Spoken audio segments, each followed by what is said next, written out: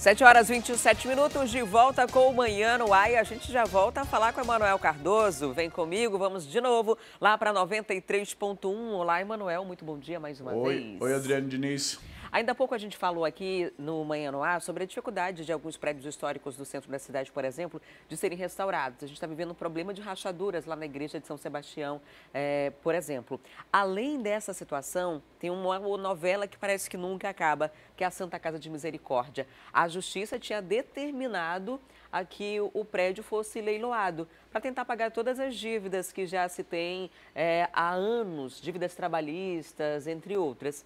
Porém, uma nova decisão judicial anulou essa anterior. Qual o motivo? No que essa nova decisão se baseia? É uma decisão da juíza Jaísa Frache, juíza federal, porque esse é um caso que já está na esfera federal, né? Já subiu as instâncias.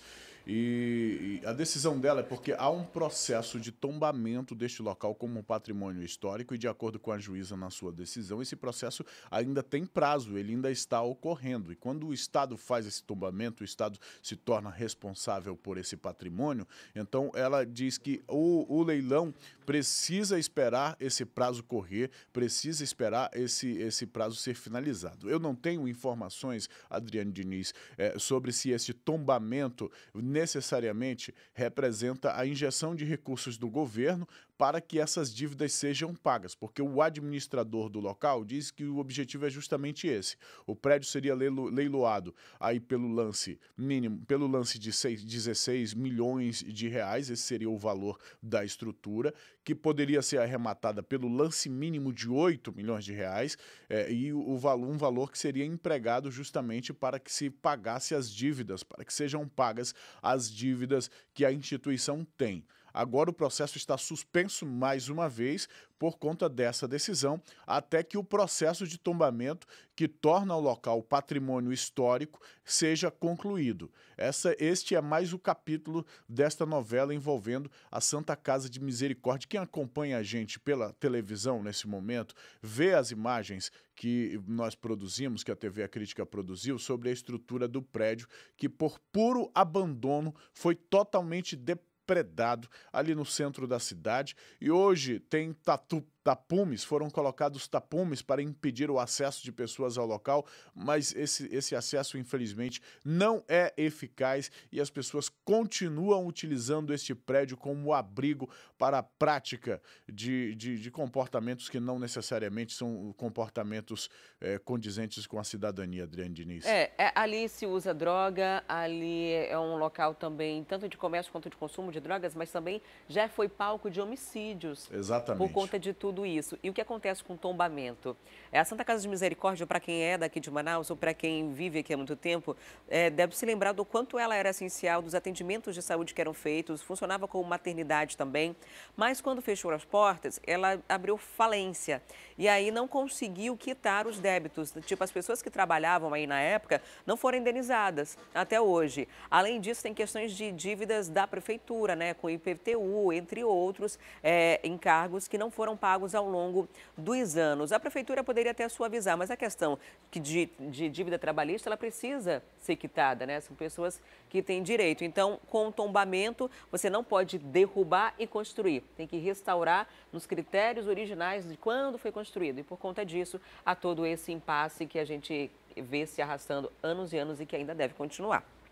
Agora, Emanuel, vamos mudar de assunto, falar da visita de deputados federais aqui no Amazonas que estiveram nos presídios. Eles vieram para cá, foi montada uma comissão de direitos humanos depois que houve um massacre em que 55 detentos morreram. E eles estiveram em unidades prisionais e fizeram meio que um raio-x, né, para identificar pontos que podem ser melhorados. O que essa comissão identificou? Foram lá e viram mais do mesmo, né, Adriane? A gente já sabe. Exatamente. É a segunda comissão de parlamentares que vem. A primeira foi a Frente Parlamentar de Desenvolvimento do Sistema Penitenciário e Combate ao Crime Organizado e ao Narcotráfico, que esteve na semana passada aqui e visitou 4 presídios. A comissão que esteve ontem visitou 2 presídios, o COMPAGE, o Complexo Penitenciário Anísio Jobim, e também o Instituto Penal Antônio Trindade. Um grupo formado por membros da Comissão de Direitos Humanos e Minorias do Congresso Nacional, na verdade da Câmara dos Deputados, que faz parte do Congresso Nacional, exatamente, e verificaram os problemas de insalubridade que existe no local, verificaram a falta de trabalhos para reduzir a pena, verificaram também que existem muitos presos temporários que ainda estão aguardando o julgamento, verificaram que um dos deputados que acompanhou, porque foi acompanhado também por deputados estaduais essa visita, viu? Classificou de ineficaz o trabalho da empresa que realiza a cogestão dos presídios e, mais uma vez, esta visita terá como resultado um relatório a ser repassado para o Executivo, a quem deve a responsabilidade de ação. É o que dizem os deputados, que eles não são os responsáveis pela intervenção, mas eles querem contribuir no sentido de fazer o levantamento da realidade do sistema prisional e passar essas informações adiante. A comissão que esteve anterior já apresentou, inclusive, um relatório para o ministro da Justiça e Segurança Pública, o ministro Sérgio Moro, o relatório que aponta isso mesmo, condições insalubres em alguns presídios, o relatório fala de alguns problemas como, por exemplo, a falta de agentes penitenciários concursados e treinados para estar atuando dentro dos presídios, é um outro problema que esse relatório aponta. O problema da falta de circulação de ar e a presença de tomadas dentro das celas, o que favorece, o que facilita a utilização de aparelhos celulares dentro das celas por parte dos detentos. Isso é parte do relatório apresentado pela comissão anterior. Sobre esse relatório, a gente tem a declaração de 2 parlamentares que participaram da primeira visita. A gente aproveita aqui para já ouvir o que eles disseram e que faz parte desse relatório que foi identificado na primeira vistoria que foi feita pelos parlamentares. Vamos acompanhar. Mostrando alguns pontos que foram verificados que são graves no nosso estado, principalmente a falta de agentes penitenciários concursados, preparados para agir e intervir nas situações dos presos, nas situações dos nossos presídios. É importante que a gente está trabalhando não só essa valorização das pessoas que trabalham lá, mas a busca por recursos, a informação de que é indispensável um fundo penitenciário local no estado do Amazonas e também a construção de novas unidades prisionais. Para quem está acompanhando pela rádio, a declaração que a gente acabou de ouvir aí é dos deputados federais Pablo Oliva e também do capitão Alberto Neto. Eles que participaram dessa primeira visita identificaram já isso, que também foi identificado nessa segunda. E a gente espera, de fato, que esses relatórios sejam terminativos, sirvam para alguma coisa. Porque essas constatações a gente não precisa nem entrar no presídio para a gente saber que é a realidade. E a visita acontece depois do segundo massacre, né, Adriane? Essa visita podia ter acontecido antes, porque o problema estava sempre aí. O problema sempre esteve aí, né? Poderia ser preventivo, né? Exatamente. Não para tentar conter algo que já aconteceu. Muito obrigada, Emanuel, por sua participação aqui com a gente. Um ótimo dia para você e para os ouvintes da 93.1. Bom dia, Adriane. Eu já ia dizer bom fim de semana, mas eu tenho a impressão que a gente ainda vai se ver ainda nesse fim de semana, Adriane. A gente se encontra aqui na rádio na segunda-feira pela manhã. Tá certo, porque amanhã tem Manhã no Ar cedinho aqui, né? A programação da TV A Crítica agora vai para o fim de semana. Daqui a pouco eu vou trazer detalhes sobre isso. Amanhã a gente começa a partir das 6h30. Conto com a audiência de todo mundo, de todos os ouvintes aí da rádio. Ótimo dia. E olha só, agora tem imagens para você lá da Avenida Constantino Neri. Tem alteração por lá de linha de ônibus, tem alteração também de itinerário por conta de uma interdição. Esse é o trecho da Avenida Constantino Neri, próximo ao conjunto Vieira Alves e também no acesso ao bairro, do bairro São Jorge. Tem uma nova alteração a partir de hoje. Daqui a pouquinho a gente vai trazer detalhes para você. Vou adiantar aqui as linhas de ônibus para você que já está saindo de casa.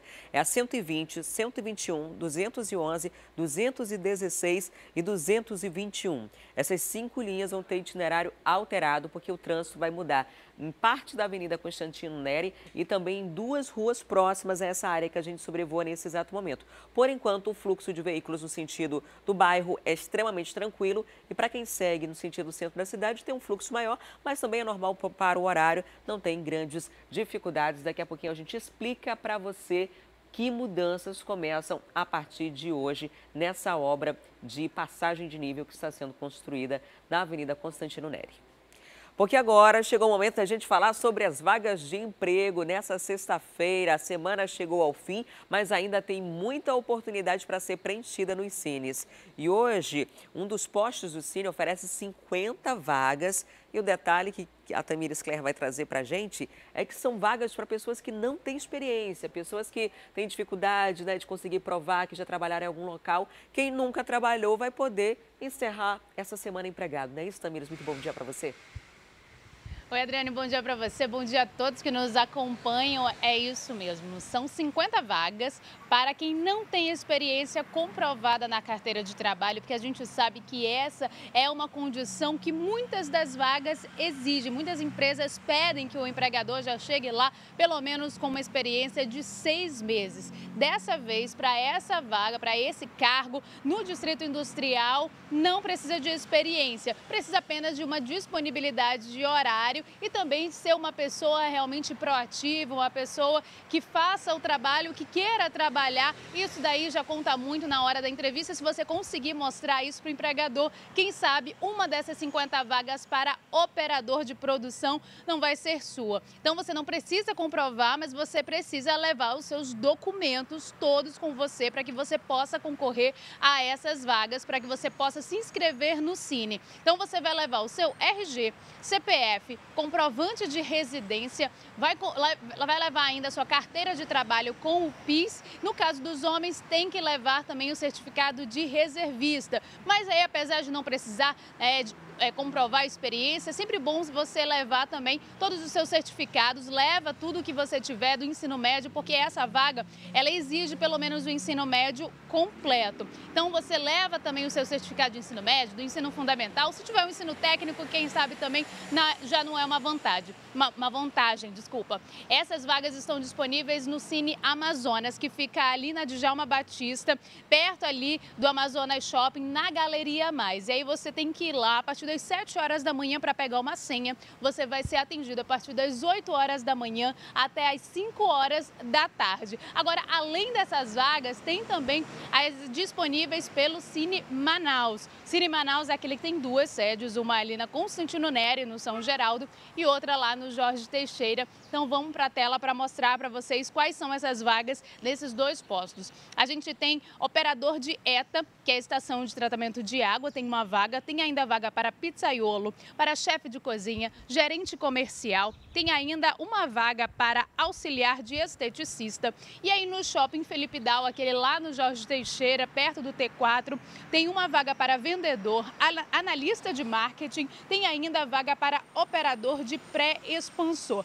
E aí também para as pessoas com deficiência, tem motorista de caminhão, lavador de veículos e vendedor externo, são 2 vagas. Lembrando que além de todos os documentos que eu falei antes, né, quem quiser concorrer a essas vagas também e tem alguma deficiência, precisa levar também o laudo médico que comprove realmente o tipo de deficiência que tem. Lembrando que esse laudo, ele tem validade de 1 ano. Então, se você já passou desse período e você vai precisar tirar outro, precisa voltar ao médico para que ele dê esse atestado e você consiga concorrer a uma vaga específica para a pessoa com deficiência. E como eu disse, lá no Cine Amazonas o procedimento é o mesmo, né? Você tem que levar, né, todos os seus documentos, esses aí que a gente já comentou aqui, e lá o horário é um pouquinho diferente, funciona das 8 horas da manhã até as 2 horas da tarde. E é bom você também entrar no site da Centep, que sempre tem não só essas vagas que eu acabei de mencionar, tem ainda algumas vagas para cursos gratuitos ao longo de todo o ano. É o centep.manaus.gov.br. Adriane. Tá certo, Tamires, muito obrigada pelas informações. A gente fica na torcida para que as pessoas de casa consigam uma dessas vagas hoje. Muito obrigada pelas informações. E agora são 6 horas e 41 minutos. A gente continua aqui na nossa programação na TV A Crítica. E agora eu tenho um recadinho para você. Porque eu tenho certeza que você já pensou várias vezes em ter uma TV 4K, não é mesmo? Então, para você que está sonhando com uma TV 4K para deixar linda a sua sala de estar, para ter mais conforto no seu quarto, vem para o Feirão Tech da InfoStore, que acontece nos dias 7, 8 e 9 de junho, no 2º piso do Amazonas Shopping. O Feirão Tech terá TVs 4K e muito mais. Passa lá para conferir as melhores marcas em até 20 vezes. nos cartões e também no boleto bancário. Tá muito fácil. Agora sim, você vai trocar de TV para uma 4K. 4 vezes mais resolução de imagem com toda essa facilidade. Eu tenho certeza que você não vai perder essa oportunidade. Feirão Tech Info Store de TVs 4K. Não esquece, é só nesta sexta, sábado e domingo, no segundo piso do Amazonas Shopping. Corre para lá. E o Tribunal Regional Eleitoral do Amazonas cumpriu a decisão do STF e anulou a inegibilidade do ex-vice-governador Henrique Oliveira. Agora, o político pode concorrer a qualquer cargo nas próximas eleições.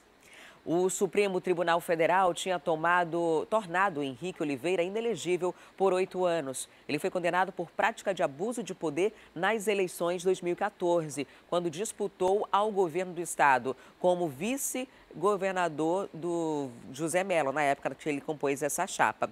Na mesma decisão, a Justiça Eleitoral manteve a condenação de José Mello, do ex-deputado estadual Platini Soares e também dos ex-comandantes da Polícia Militar, Eliésio da Silva e também Haroldo Ribeiro, pelos mesmos crimes.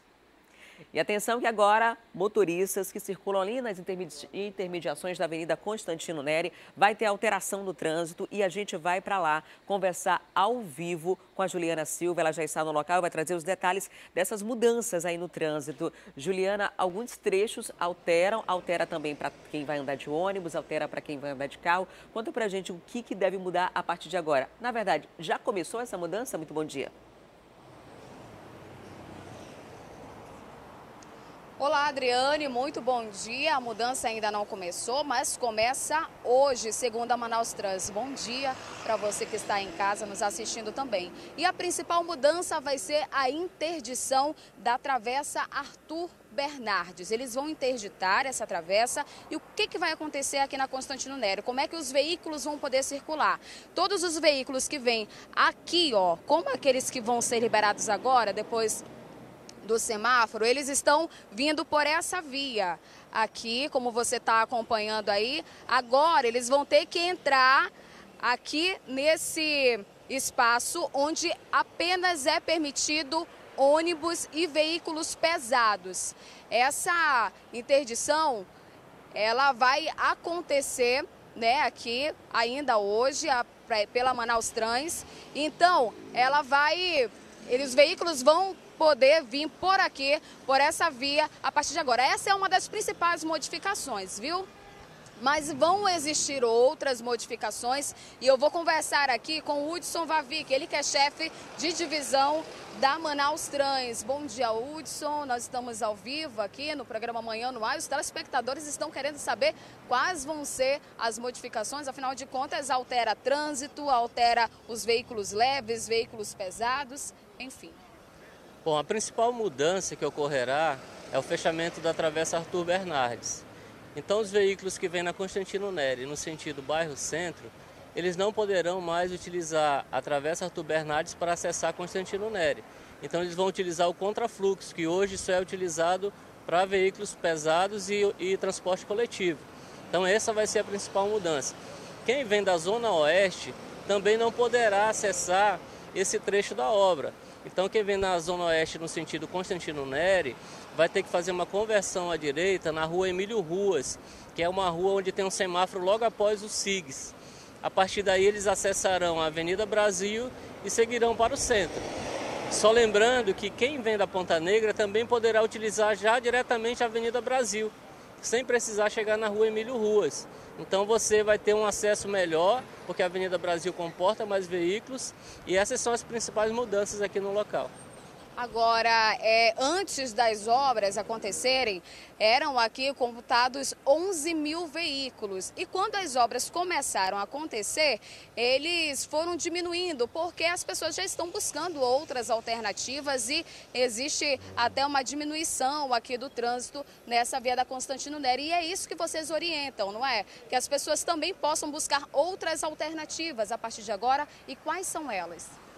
As principais alternativas de quem vem no sentido bairro-centro pela Constantino Neri hoje é a Avenida de Djalma Batista e a Avenida Mário Ipiranga. Essas são as principais. Mas quem vem da Zona Oeste, próximo à Barreira, também poderá utilizar a Avenida do Turismo. A partir dali você acessa a Avenida da São Jorge e também poderá utilizar diretamente a Avenida Brasil. Muito obrigada, Hudson. Bem, as obras, né, ainda não tem data para finalizar. Quem pode aí falar sobre esse assunto é a Seminf. Talvez eles cheguem por aqui, né, daqui a pouco. E aí a gente vai buscar essas informações. Afinal de contas, todo mundo quer saber, né, até quando vai durar toda essa obra, todas essas modificações, se ainda vão acontecer algumas modificações, enfim. Mas enquanto isso, essas são as principais alterações aqui na Avenida Constantino Neri, viu, Adriane? Tá certo, Juliana, muito obrigada pelas informações. Aí, portanto, alteração no trânsito na Avenida Constantino Neri. Daqui a pouquinho, quem circula nessa área já vai perceber a diferença. Muito obrigada, Juliana. E daqui a pouco eu trago detalhes da lei sancionada pelo presidente Bolsonaro que determina a internação involuntária de dependentes químicos. E ainda saiba como a polícia chegou a quem repassou uma arma para uma estudante que baleou uma colega na escola. Ele, com medo aí de retaliações, pediu para que ela escondesse a arma na casa dela. Ela, com medo que a mãe pudesse encontrar aí esse armamento, fez o quê? Colocou na mochila e levou para a escola. E um momento ali de descontração, resolveu mostrar a arma para uma amiga. Foi quando aí esse disparo acidental acabou acontecendo.